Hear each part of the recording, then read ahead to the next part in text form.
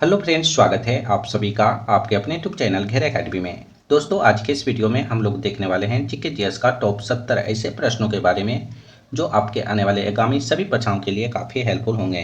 तो दोस्तों, आप लोग इस वीडियो को शुरू से अंत तक एक बार जरूर देखिएगा। तो चलिए दोस्तों, शुरू करते हैं। प्रश्न नंबर पहला में लिखा गया है, सुपरसोनिक स्पीड मापने का यूनिट क्या है। आप लोग को बताना है सुपरसोनिक स्पीड मापने का यूनिट क्या है। सुपरसोनिक स्पीड मापने का यूनिट मैक है, यानी कि सुपरसोनिक स्पीड मैक से मापा जाता है। प्रश्न नंबर 1 का right answer option number B होगा। दोस्तों, अगर आप लोग किसी भी प्रश्न का राइट आंसर जानते होंगे तो कमेंट बॉक्स में बताइएगा। जापान में होन्शु नामक द्वीप किसके लिए प्रसिद्ध है। आप लोग को बताना है जापान में होन्शु नामक द्वीप किसके लिए प्रसिद्ध है। जापान में होन्शु नामक द्वीप तेल के लिए प्रसिद्ध है, यानी कि प्रश्न नंबर 2 का right answer option number D होगा। वेल्थ ऑफ नेशंस पुस्तक के लेखक कौन हैं। दोस्तों, आप लोग को बता दें कि इस वीडियो में सभी प्रश्न काफ़ी इंपॉर्टेंट है, आप लोग वीडियो के अंत तक बने रहिए। वेल्थ ऑफ नेशंस पुस्तक के लेखक एडम स्मिथ जी हैं, यानी कि प्रश्न नंबर 3 का right answer option number A होगा। अगला प्रश्न में लिखा गया है, प्लानिंग एंड द पुअर पुस्तक के लेखक कौन हैं। प्लानिंग एंड द पुअर पुस्तक के लेखक बी एस मेहांस जी हैं, यानी कि B S Minhas ji planning and the poor पुस्तक लिखे थे। प्रश्न नंबर 4 का right answer option number B होगा। दोस्तों, वीडियो पसंद आए तो एक लाइक जरूर कीजिएगा। एशियन ड्रामा किसकी पुस्तक है। एशियन ड्रामा किसकी पुस्तक है, आप लोग को बताना है। एशियन ड्रामा गुनार मिटरल की लिखी हुई पुस्तक है। प्रश्न नंबर 5 का right answer option number C होगा। प्रश्न नंबर 6 में लिखा गया है, योजना पत्रिका का प्रकाशन कहाँ से होता है। आप लोग को बताना है योजना पत्रिका का प्रकाशन कहाँ से होता है। तो आप लोग याद रखिएगा, योजना पत्रिका का प्रकाशन सूचना एवं प्रसार मंत्रालय द्वारा होता है। प्रश्न नंबर 6 का right answer option number B होगा। अर्थशास्त्र का नोबेल पुरस्कार किसने स्थापित किया था। काफी इंपोर्टेंट प्रश्न है, आप लोग ध्यान दीजिए। अर्थशास्त्र का नोबेल पुरस्कार स्वीडन का सेंट्रल बैंक ने स्थापित किया था। प्रश्न नंबर 7 का right answer option number B होगा। भारत में न्यूनतम मजदूर अधिनियम कब लागू किया गया। आप लोग को बताना है दोस्तों, भारत में न्यूनतम मजदूर अधिनियम कब लागू किया गया था। भारत में न्यूनतम मजदूर अधिनियम 1948 ईस्वी में लागू किया गया था। प्रश्न नंबर 8 का right answer option number B होगा। राष्ट्रीय ग्रामीण स्वास्थ्य मिशन कब शुरू हुआ था। आप लोग को बताना है राष्ट्रीय ग्रामीण स्वास्थ्य मिशन कब शुरू हुआ था। राष्ट्रीय ग्रामीण स्वास्थ्य मिशन अप्रैल 2005 को शुरू किया गया था। प्रश्न नंबर 9 का right answer option number D होगा। अगला प्रश्न देखिए। प्रश्न नंबर 10 में लिखा गया है, आप लोग ध्यान दीजिए। मूल अधिकारों को सर्वप्रथम किस देश में संवैधानिक मान्यता प्रदान की गई थी। मूल अधिकारों को सबसे पहले किस देश में संवैधानिक मान्यता प्रदान की गई थी, आप लोग को बताना है। मूल अधिकारों को सबसे पहले संयुक्त राज्य अमेरिका में संवैधानिक मान्यता प्रदान की गई थी, यानी कि प्रश्न नंबर 10 का right answer option number B होगा। अगला प्रश्न में लिखा गया है, भारतीय संविधान द्वारा भारतीय नागरिकों को कुल कितने मौलिक अधिकार प्रदान किए गए थे। आप लोग को बताना है भारतीय संविधान द्वारा भारतीय नागरिकों को कुल कितने मौलिक अधिकार प्रदान किए गए थे। भारतीय संविधान द्वारा भारतीय नागरिकों को कुल 7 मौलिक अधिकार प्रदान किए गए थे, जिसमें से एक मौलिक अधिकार को बंद कर दिया गया है। वर्तमान में 6 मौलिक अधिकार प्रदान है, यानी कि प्रश्न नंबर 11 का right answer option number A होगा। किस भाषा को सशस्त्रीय भाषा का दर्जा दिया गया है। आप लोग को बताना है किस भाषा को सशस्त्रीय भाषा का दर्जा दिया गया है। ओडिया, यानी कि ओडिया भाषा को सशस्त्रीय भाषा का दर्जा दिया गया है। प्रश्न नंबर 12 का right answer option number A होगा। हिरोशिमा पर पहला एटम बम कब गिराया गया था। आप लोग को बताना है हिरोशिमा पर पहला एटम बम कब गिराया गया था, इसका राइट आंसर क्या होगा। हिरोशिमा पर पहला एटम बम 6 अगस्त 1945 ईस्वी को गिराया गया था, यानी कि प्रश्न नंबर 13 का right answer option number A होगा। अगला प्रश्न देखिए। मैकमोहन रेखा किन देशों के मध्य स्थित है। मैकमोहन रेखा किन देशों के बीच स्थित है? तो आप लोग याद रखिएगा चीन और भारत। भारत और चीन दो देशों के मध्य मैकमोहन रेखा स्थित है। प्रश्न नंबर 14 का right answer option number B होगा। रेड क्लिफ रेखा किन देशों के मध्य स्थित है? रेड क्लिफ रेखा किन देशों के बीच में स्थित है? तो आप लोग याद रखिएगा भारत और पाकिस्तान के बीच। रेड क्लिफ रेखा भारत और पाकिस्तान देशों के मध्य स्थित है। प्रश्न नंबर 15 का right answer option number D होगा। अंतर्राष्ट्रीय महिला दिवस मनाया जाता है। आप लोग को बताना है अंतर्राष्ट्रीय महिला दिवस कब मनाया जाता है। अंतर्राष्ट्रीय महिला दिवस 8 मार्च को मनाया जाता है। प्रश्न नंबर 16 का right answer option number B होगा। प्रश्न नंबर 17 में लिखा गया है भारत का प्रथम दूरदर्शन केंद्र कौन है? आप लोग को बताना है दोस्तों भारत का प्रथम दूरदर्शन केंद्र कौन है, कहां पर था। भारत का प्रथम दूरदर्शन केंद्र नई दिल्ली में था, यानी कि प्रश्न नंबर 17 का right answer option number C होगा। भारत की पहली टेक्निकलर फिल्म कौन है? भारत की पहली टेक्निकलर फिल्म का नाम क्या है? तो आप लोग याद रखिएगा झांसी की रानी। भारत की पहली टेक्निकलर फिल्म झांसी की रानी है। प्रश्न नंबर 18 का right answer option number C होगा। भारत की प्रथम 3D फिल्म कौन है? आप लोग को बताना है 3D फिल्म सबसे पहले कौन सा था, उसका नाम क्या है। भारत की प्रथम 3D फिल्म माय डियर कुट्टी चाथन है, यानी कि प्रश्न नंबर 19 का right answer option number A होगा। भारत का प्रथम समाचार पत्र कौन है? भारत का पहला समाचार पत्र कौन है? तो आप लोग याद रखिएगा बंगाल गजट। भारत का प्रथम समाचार पत्र का नाम बंगाल गजट था। प्रश्न नंबर 20 का right answer option number D होगा। भारत का प्रथम परमाणु रिएक्टर कौन है? ये सभी प्रश्न काफी इंपॉर्टेंट है, आप लोग सभी प्रश्नों को बारीकी से देखिए। भारत का प्रथम परमाणु रिएक्टर अप्सरा है, यानी कि भारत का प्रथम परमाणु रिएक्टर का नाम अप्सरा था। प्रश्न नंबर 21 का right answer option number A होगा। भारत की प्रथम पनडुब्बी कौन है? भारत की पहली पनडुब्बी का नाम क्या था? तो आप लोग याद रखिएगा भारत की प्रथम पनडुब्बी का नाम INS कलवरी था। प्रश्न नंबर 22 का right answer option number A होगा। भारत का प्रथम विमान वाहक पोत कौन है? भारत का प्रथम विमान वाहक पोत INS विक्रांत है। प्रश्न नंबर 23 का right answer option number C होगा। प्रश्न नंबर 24 में लिखा गया है भारत का प्रथम मध्यम दूरी वाला मिसाइल कौन है? भारत का प्रथम मध्यम दूरी वाला मिसाइल अग्नि मिसाइल है, यानी कि प्रश्न नंबर 24 का right answer option number C होगा। प्रश्न नंबर 25 में लिखा गया है भारत का प्रथम प्रक्षेप अस्त्र कौन है? आप लोग को बताना है भारत का पहला प्रक्षेप अस्त्र कौन है, उसका नाम क्या था। भारत का प्रथम प्रक्षेप अस्त्र पृथ्वी है, यानी कि प्रश्न नंबर 25 का right answer option number D होगा। भारत का प्रथम आणविक केंद्र कौन है? भारत का पहला आणविक केंद्र तारापुर है, यानी कि प्रश्न नंबर 26 का right answer option number A होगा। प्रश्न नंबर 27 में लिखा गया है रेडियो तरंग का वेग कितना होता है? काफी इंपॉर्टेंट प्रश्न है दोस्तों, आप लोग ध्यान दीजिए। रेडियो तरंग का वेग 3 × 10⁸ मीटर प्रति सेकेंड के बराबर होता है। प्रश्न नंबर 27 का right answer option number A होगा। अगला प्रश्न देखिए, FM प्रसार बैंड के बीच होता है। आप लोग को बताना है FM प्रसार किस बैंड के बीच होता है? तो VHF रेंज के बीच में होता है। प्रश्न नंबर 28 का right answer option number C होगा। टेप रिकॉर्डर में टेप की चाल कितनी होती है? काफ़ी इंपॉर्टेंट प्रश्न है, आप लोग ध्यान दीजिए। टेप रिकॉर्डर में टेप की चाल 4.76 सेंटीमीटर प्रति सेकेंड के बराबर होता है, यानी कि प्रश्न नंबर 29 का right answer option number A होगा। अगला प्रश्न देखिए, प्रश्न नंबर 30 में लिखा गया है नदी के प्रवाह को मापने के लिए निम्न में से किसका उपयोग होता है? आप लोग को बताना है इन 4 ऑप्शन को देखकर नदी के प्रवाह को किससे मापा जाता है। नदी के प्रवाह को क्यूसेक से मापा जाता है, यानी कि प्रश्न नंबर 30 का right answer option number A होगा। अगला प्रश्न में लिखा गया है संसार की सबसे लंबी नदी कौन सी है? संसार की सबसे लंबी नदी नील नदी है। प्रश्न नंबर 31 का right answer option number C होगा। प्रश्न नंबर 32 में लिखा गया है संसार की सबसे बड़ी नदी चौड़ाई और बहाव की दृष्टि से कौन सा है? आप लोग को बताना है संसार की सबसे बड़ी नदी कौन सी है? आप लोग को बताना है चौड़ाई और बहाव की दृष्टि से सबसे बड़ी नदी कौन है? तो इसका राइट आंसर अमेजन नदी होगा।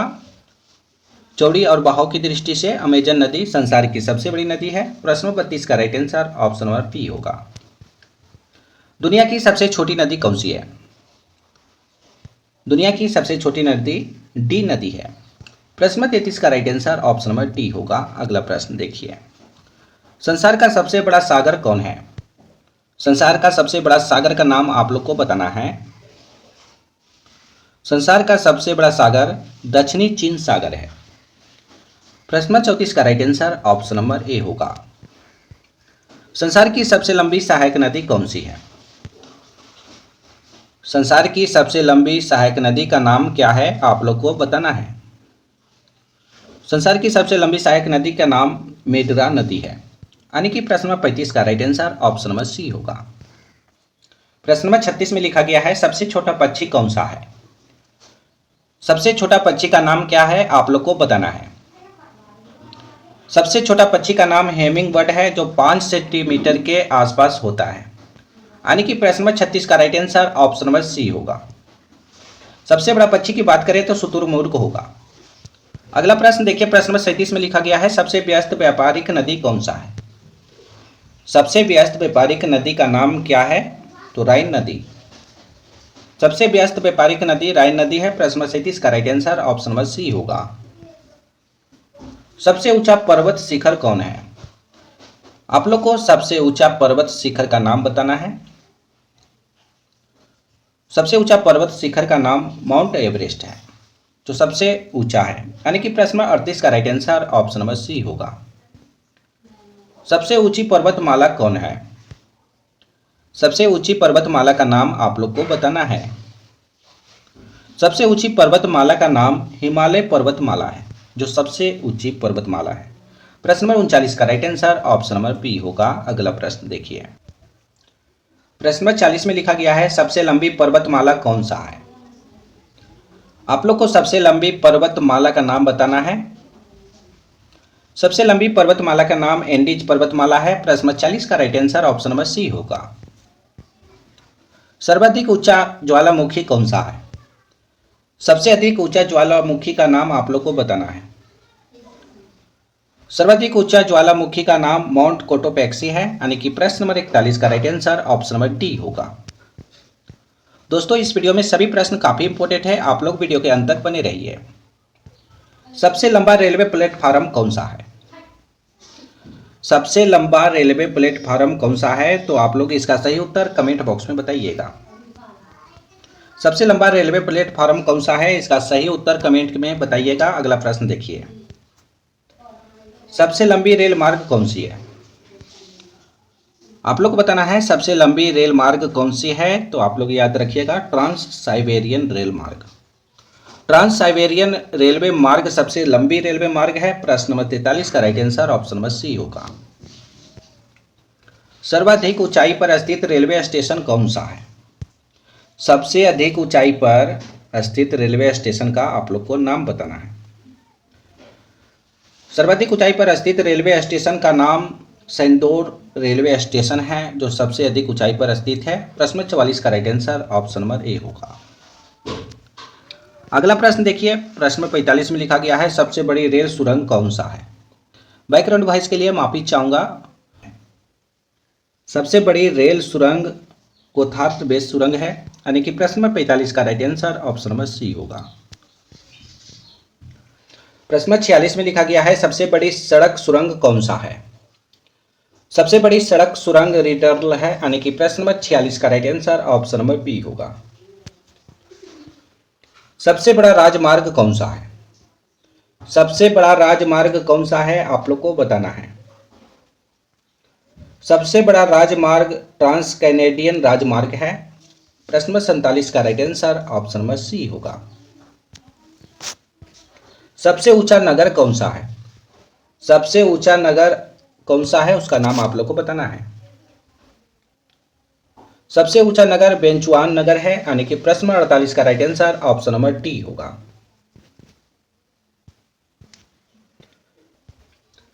सबसे ऊंची राजधानी कौन सा है? आप लोग को बताना है सबसे ऊंची राजधानी का नाम क्या है।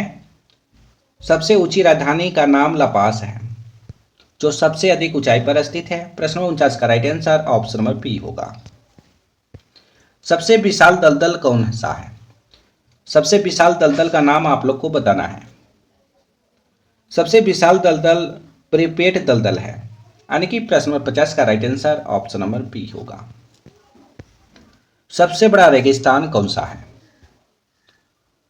सबसे बड़ा रेगिस्तान सहारा रेगिस्तान है। प्रश्न नंबर 51 का right answer option number C होगा। सबसे ठंडा प्रदेश कौन सा है?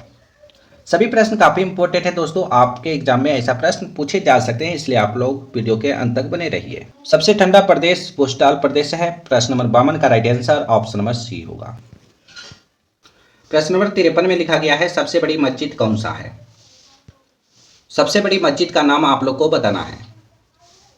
सबसे बड़ी मस्जिद का नाम मस्जिद अल हराम, जो मक्का में स्थित है। प्रश्न नंबर 53 का right answer option number C होगा। सबसे बड़ा बंदरगाह कौन सा है? सबसे बड़ा बंदरगाह का नाम संधाई बंदरगाह है। प्रश्न नंबर 54 का right answer option number A होगा। अगला प्रश्न देखिए। प्रश्न नंबर 55 में लिखा गया है सबसे बड़ा हवाई अड्डा कौन सा है? संसार में सबसे बड़ा हवाई अड्डा कौन सा है, आप लोग को बताना है। संसार में सबसे बड़ा हवाई अड्डा किंग फहद अंतर्राष्ट्रीय हवाई अड्डा है, दमाम सऊदी अरब में स्थित है। प्रश्न नंबर 55 का right answer option number A होगा। अगला प्रश्न देखिए। सर्वाधिक बुद्धिमान पशु कौन सा है? सबसे अधिक बुद्धिमान पशु का नाम आप लोग को बताना है। सर्वाधिक बुद्धिमान पशु का नाम चिंपांजी है, यानी कि प्रश्न नंबर 56 का right answer option number A होगा। सबसे विशाल मंदिर कौन सा है? संसार में सबसे विशाल मंदिर कौन सा है, उसका नाम क्या है? संसार में सबसे विशाल मंदिर का नाम अंकोर वाट मंदिर है, जो कंबोडिया में स्थित है। प्रश्न नंबर 57 का right answer option number D होगा। सबसे बड़ी मूर्ति कौन सा है? संसार में सबसे बड़ी मूर्ति कौन सा है? तो दुनिया में सबसे बड़ी मूर्ति स्टैचू ऑफ यूनिटी मूर्ति है। प्रश्न नंबर 58 का right answer option number C होगा। प्रश्न नंबर 59 में लिखा गया है भारत में किस गवर्नर जनरल को स्थानीय स्वशासन का पिता कहा गया था? काफी इंपॉर्टेंट प्रश्न है, आप लोग ध्यान दीजिए। भारत में किस गवर्नर जनरल को स्थानीय स्वशासन का पिता कहा गया था? लॉर्ड रिपन जी को। और कब? तो 1782 ईस्वी में भारत में लॉर्ड रिपन को स्थानीय स्वशासन का पिता कहा गया था। प्रश्न नंबर 59 का right answer option number C होगा। प्रश्न नंबर 60 में लिखा गया है, आप लोग ध्यान दीजिएगा, निम्नलिखित में से किसने पहले 1935 में संविधान सभा का सुझाव प्रस्तावित किया था? तो आप लोग याद रखिएगा, एम.एन. राव जी ने 1935 में संविधान सभा का सुझाव प्रस्तावित किया था। प्रश्न नंबर 60 का right answer option number B होगा। व्हेन द रिवर स्लीप्स उपन्यास किसके द्वारा लिखी गई है? व्हेन द रिवर स्लीप्स उपन्यास किसके द्वारा लिखा गया है? तो आप लोग याद रखिएगा, अनुराधा रॉय के द्वारा। अनुराधा रॉय के द्वारा व्हेन द रिवर स्लीप्स उपन्यास लिखी गई है। प्रश्न नंबर 61 का right answer option number C होगा। प्रत्येक वर्ष कितने नोबेल पुरस्कार दिए जाते हैं? एक साल में कितने नोबेल पुरस्कार दिए जाते हैं? तो आप लोग याद रखिएगा, 6 नोबेल पुरस्कार दिए जाते हैं। प्रत्येक वर्ष 6 नोबेल पुरस्कार दिए जाते हैं। प्रश्न नंबर 62 का right answer option number C होगा। वर्ल्ड वाइड वेब का आविष्कार किसने किया था?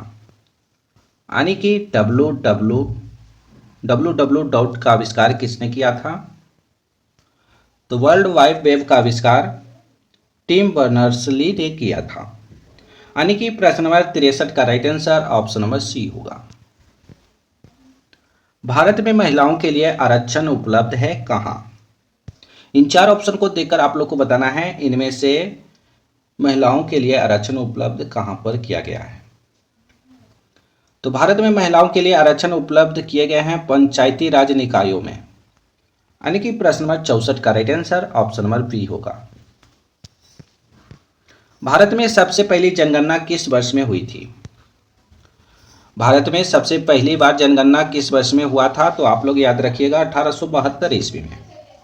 भारत में सबसे पहली जनगणना 1872 में हुआ था। प्रश्न नंबर 65 का right answer option number C होगा।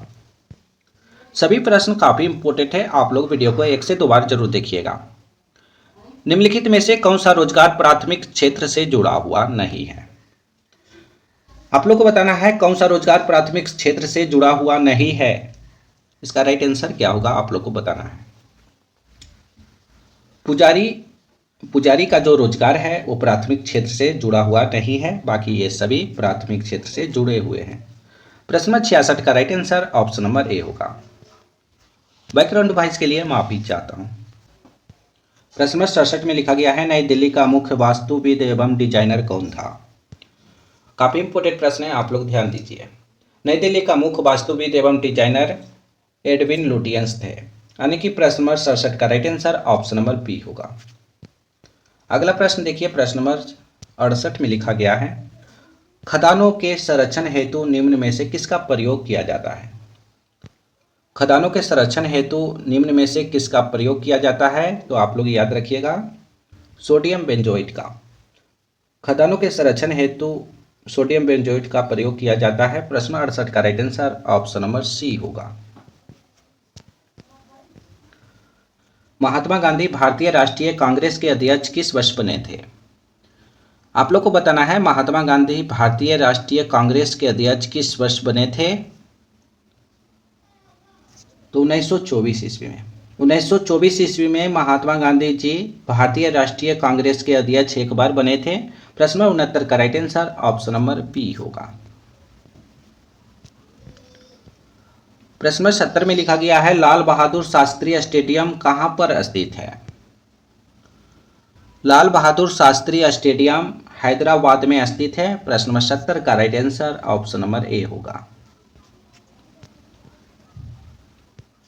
रक्त लाल दिखाई देने का क्या कारण होता है? आप लोग को बताना है रक्त लाल दिखाई देता है, इसका क्या कारण है? तो रक्त लाल दिखाई देने का कारण हीमोग्लोबिन है। हीमोग्लोबिन के कारण रक्त लाल दिखाई देता है। प्रश्न नंबर 71 का right answer option number C होगा। प्रश्न नंबर 72 में लिखा गया है गोल्डन पेन ऑफ फ्रीडम पुरस्कार किससे संबंधित है?